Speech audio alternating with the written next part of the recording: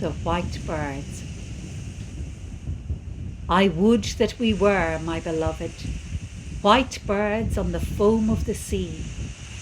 We tire of the flame of the meteor before it can fade and flee.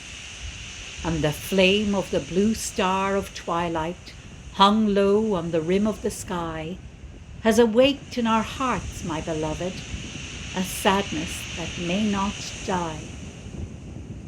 A weariness comes from those dreamers, dew-dabbled the lily and rose.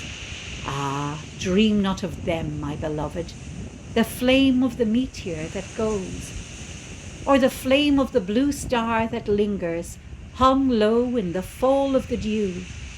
For I would we were changed to white birds on the wandering foam, I and you.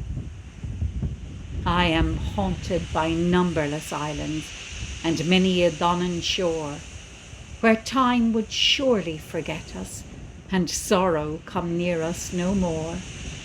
Soon far from the rose and the lily, and fret of the flames would we be, were we only white birds, my beloved, buoyed out on the foam of the sea.